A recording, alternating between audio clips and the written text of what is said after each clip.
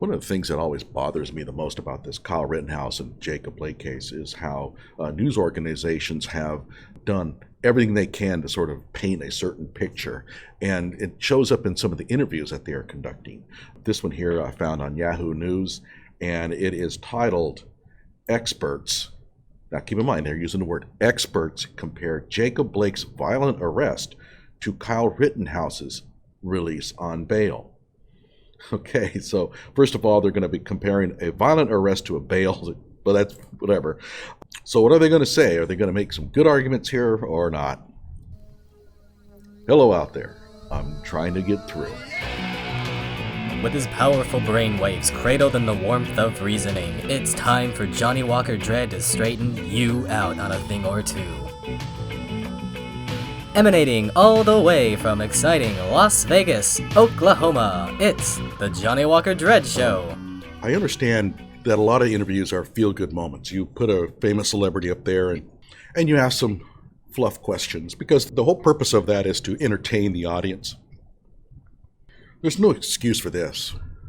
This interviewer is not probing at all into the beliefs and the arguments that these people are putting forth. So let's go ahead and watch this. I don't know who the interviewer is, but let's take a look. The title again, Experts Compare Jacob Blake's Violent Arrest to Kyle Rittenhouse's Release on Bail.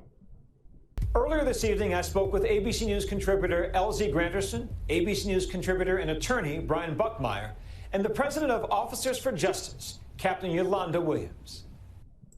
Okay, so let's take a look here. We have three experts. One thing you always want to do is check the backgrounds of these people. Are they truly experts in this area? Now, what is the area that we're talking about here? We're talking about Jacob Blake's violent arrest and Rittenhouse's bail conditions. Okay, what would I expect? Well, first of all, I would like to get a lawyer on there or two, and possibly somebody who has had some judicial experience in bail setting. Who do we get? Well, the one in the middle is Brian Buckmeyer. He is a felony trial attorney and law and crime host. So that's pretty good. So he does have some legal background, and it's in criminal law. He is a homicide defense attorney in the New York City Public Defender's Office. So that's good.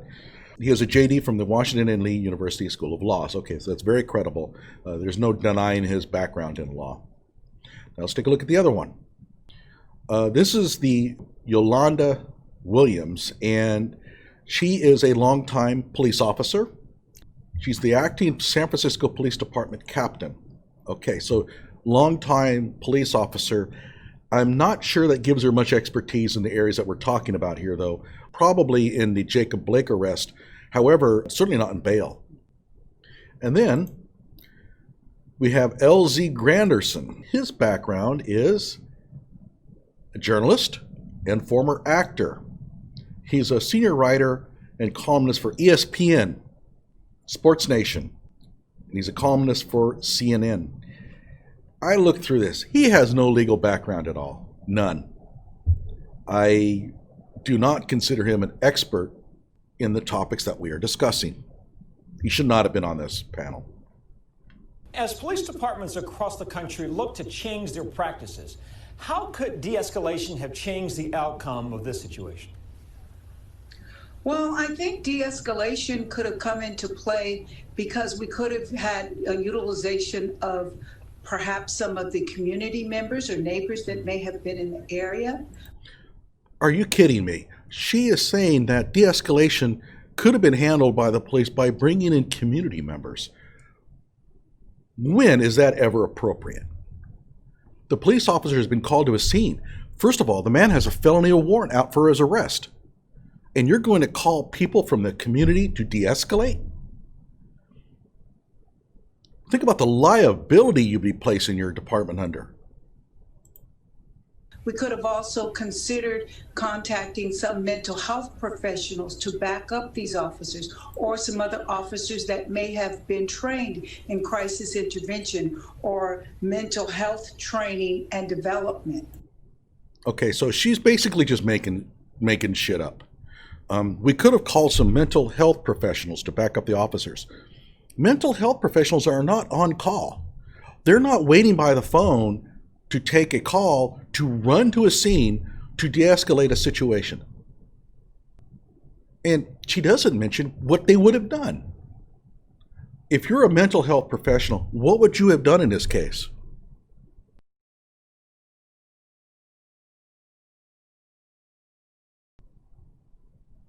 And backing up the officers, again, by doing what?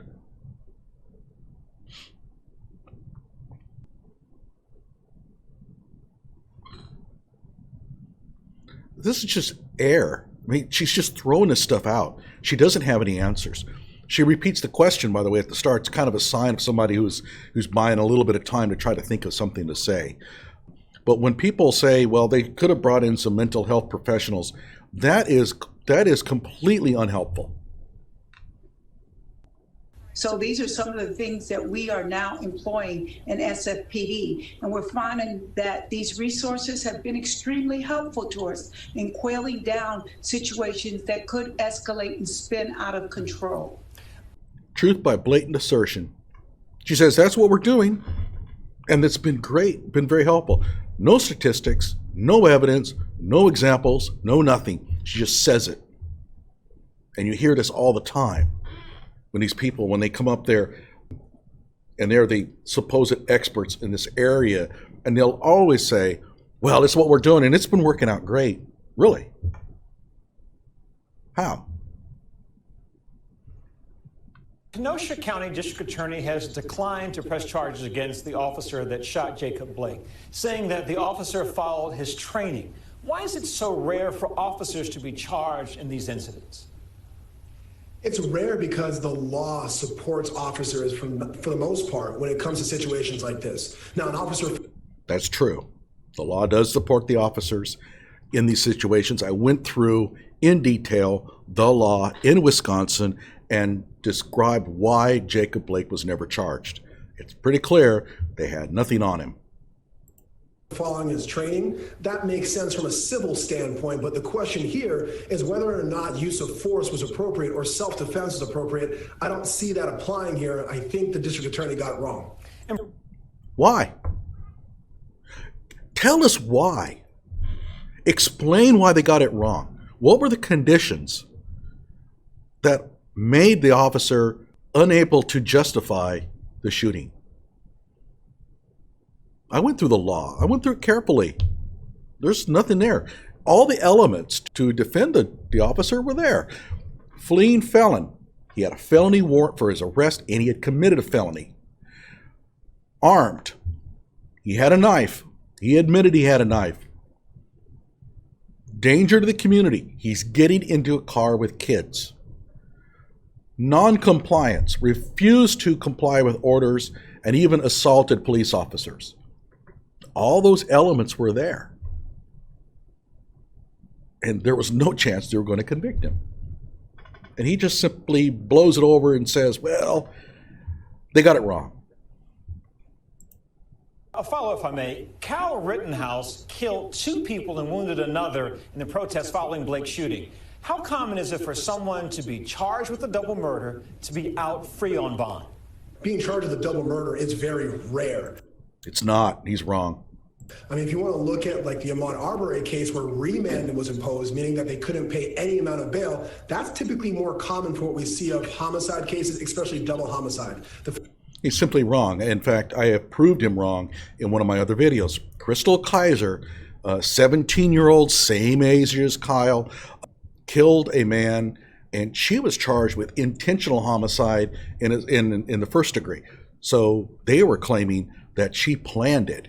And furthermore, not only did she kill a man, I'm not going to use the word murder because she has not been tried yet. I'll say killed because we can all agree that. She killed a man and then burned the house down to try to cover up the evidence. And she also planned it.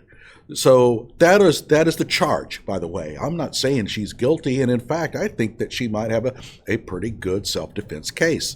Her self-defense case, by the way, is not nearly as strong as Kyle's, primarily because she did plan it, and also primarily because after she did it, she went on Facebook and made all kinds of mentions about the fact that she would do it again and things like that, that kind of that don't help her case at all any. But in the end, she may very well be innocent. If she's innocent, I hope she's found not guilty. But she was bonded on $400,000. Kyle got $2 million.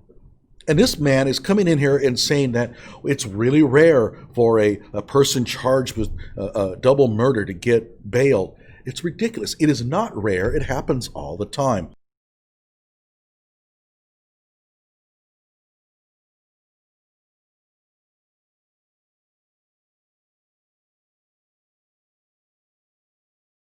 Furthermore, I have another video where I showed that 3 men that were all charged with attempted murder, one who tried to burn a family up alive in their home, were bonded out for $500. I cannot understand how he can make these kind of claims. He should know that bail varies all over the country. It varies from state to state, from judge to judge. And to make a claim that it's really rare for people to get bonded when they have been charged with a double murder is ridiculous. And he's just saying it because he knows that the viewers want to hear that. The fact that he got bond, I think, is pretty peculiar. LZ, once again, a study in contrast. When police officers respond to the incident involving Jacob Blake, he was shot 7 times. Yet when Kyle Rittenhouse was walking around... Now, he's going to now interview this person who is not an expert, who has no business being on this panel. And note how vacuous his statements are. He's not going to point to any evidence. He's not going to point to anything that's substantial. Listen to his responses. The protest afterwards, killing people, he was able to walk away from the crime scene, past police officers, and drive home before he was detained. How does this illustrate in your minds the different ways black and white people are viewed by law enforcement? Well, I think you eloquently just laid out the differences right there. I mean, the officers in Kenosha were in a hostile situation, and there's literally someone walking by them with a gun, and they didn't respond to him the way they would have if that person was African American. LZ. Pure conjecture. You have no way of knowing that. What are you basing that on? First of all, the police officers probably didn't know Kyle had done anything. The actual shootings took place quite far away. Furthermore, an early call had came in that a person who did it was black. Why? I think it's because when Kyle was running, people were calling him the N-word, and I think somebody dialed it in that there must be a black person running from the scene because of the use of that word. So the police officers might have been looking for a black person because of that. I don't know. Furthermore, the people were yelling. You don't even know if the police officers were able to hear what they were yelling at them. And so just to claim in here, and just to come in and say, well, if he was black, they would have detained him. You know, you have no basis for that. He hasn't studied it. He hasn't researched anything in this area. Jacob Blake is not like the George Floyd case, right? This is a case with lots of gray. How much of this you think is training or race or a combination thereof? I think it is a combination. You know, I've been on the police beat for newspapers around this country. I've gone on ride-alongs. I'm friends with police officers. I know it's a danger. So he's been on the police beat on newspapers. He's been on ride-alongs. And he's claiming, I know the dangers that they are facing. Oh, brother, that's his expertise. His job. We all do. But that doesn't mean that you get to be judge and jury even if you feel you are being threatened. You still need to follow the law because that's a human life that you... Yeah, you do have to follow the law. And according to the state and to the district attorney, the police officer did. Maybe taking. And LZ, a final question to you. You and I have talked about this over the years off camera. 2 men of color who were raised, our parents gave us the talk. I know you have a son. What does the talk look like for you now in light of the Jacob Blake case and all the other cases? Who cares? Who cares? You're not brought onto this panel to talk about your son. Well, you shouldn't have been. This personalization, what do you talk about to your son? I don't care. That's this one dude's son. And people are swayed by this crap. Are we really expected to form a decision on this case because of what he tells his son? Well, because of the pandemic, my 24-year-old son has been with me for much of the past 10 months. And every single time there is a video that comes out, we have the talk. And he respectfully listens because it's always good to be reminded, which is an unfortunate commentary because we're talking now generation after generation, which means the issue has been following us generation after generation. Do you tell your son to obey the law? Do you tell your son to comply with officers' orders? Do you tell your son to understand that the police under certain circumstances might think that you're a threat when you're really not? Do you tell your son to do all that you can to make sure that they don't think that you're a threat? Do you tell him those things? My gut feeling is no. You all, this is your business, but personally, how do you engage family and friends about these issues? First, we'll start with you, Captain. Well, personally, I have several grandsons, and I speak to them on a daily basis about how to have an encounter with law enforcement and walk away successfully.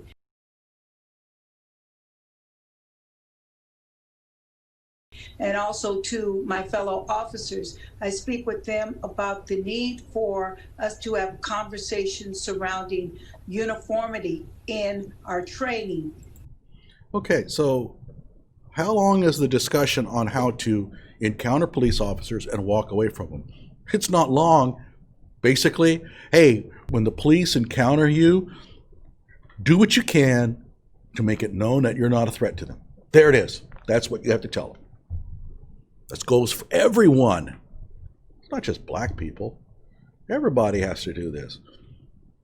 At night, when you're pulled over, put your hand on the steering wheel to show the officer that you're not reaching for something. And when the officer says, I need your license, tell him, hey, it's in my wallet in my back pocket. Do you mind if I get it? Not a problem. He'll shine the flashlight down. You'll pull your wallet out. That goes for everyone. And especially if you live in a high-profile, high-gang neighborhood. These police officers are always on guard. They're always worried that the people they're going to pull over are going to do something stupid. And in those areas, you have to just make it known to the police officer that you mean no harm. Hey, the registration's in my glove box. Can I get it? Yeah, sure, go ahead. Okay. That's all you have to do. There's no rocket science here. There's no lecture that you have to go through. You just tell them, look, the person who's pulled you over, especially at night, is probably a little on edge. And maybe you should just put a little more effort making sure that he doesn't think that you're going to try something. And if you did that, and if you complied with orders, your chances of getting hurt by that police officer are very, very, very tiny. I've often challenged people, naming the number of times that a person who's pulled over by the police and goes and does everything that they're supposed to do, goes a little extra effort to make sure that the police officer realizes they're not a threat. How many times have they ever been shot? And I get almost nothing. The few cases they cite, the person didn't comply with orders. Philandro Castile. People say, what about Philandro? He told the police officer he had a gun. Yes, that was a good thing. Good. But then he started reaching for something, and the police officer told him not to, and he kept doing it. Well, maybe the police officer overreacted. I get it, but damn it, quit doing this shit. When the police officer says, hey, don't reach for it, don't reach for it. It doesn't take a lecture. And the way we police in such a manner that everyone walks away safely. Brian, we'll give you the last word. Yeah, so I have a younger brother who's 20 years old, and I'm literally his legal guardian. On my wrist, I have my tattoo, I am my brother's keeper. Don't care. Who cares? And after George Floyd, he called me crying, asking, how do I not be a hashtag? I taught my... Oh, not hard. Don't do stupid things. There's how you not be a hashtag. Walter Wallace, did he do smart things? No. Jacob Blake, did he do smart things? No. You go down the line, down the list. Every one of them did stupid, stupid things. Stephon Clark. Did he do smart things that night? No, he did stupid things. My brother had a shave. I literally potty trained my brother as well. And it's heartbreaking that I don't have this answer as a homicide public defender of how he cannot become a hashtag. But we try to practice safe practices of de-escalation and still knowing your rights, but trying to come home safe. Quit calling it de-escalation. There's part of your problem. You keep calling this de-escalation tactics. You don't have to employ de-escalation tactics. What you have to do is just do smart things. Understand that the officer might be a little on edge. You don't know what kind of day he's had. You don't know if he is riled up on something. You don't know what kind of fear he has. Take that into account. Bend over backwards to make sure that he doesn't see you as a threat, and all will go well. That's not de-escalation 101. That is just being smart. Come home safe. Amen. Thanks to all of you. We'll see you down the road. Thank you. Okay, so the one in the middle is actually a criminal defense lawyer. I'm not sure I'd want him as a criminal defense lawyer because he seems to really bend over backwards to incriminate the people who are on the defense in these cases. The one on the right is, in my opinion, has really offered nothing. The one on the left has no business being on this panel. He has no experience in this area, and all of his reflections were all about his own personal feelings about things. I don't care about your personal feelings at all. At any rate, like my videos, subscribe to my channel.